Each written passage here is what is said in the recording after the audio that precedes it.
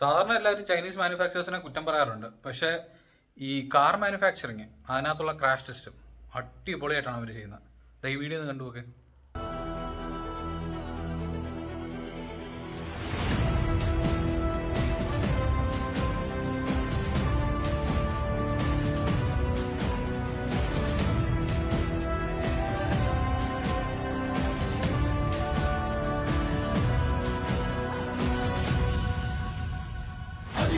నిశ్శబ్దం పగిలి ముక్కలవుతున్న భీకర దృశ్యం అలలెగసిన తడి ఆగ్రహ తేజమై రూపుదాల్చిన సత్యం ఆగ్రహప్రాణపరాయణ దీక్షా పర్వం అహో ఆరంభం.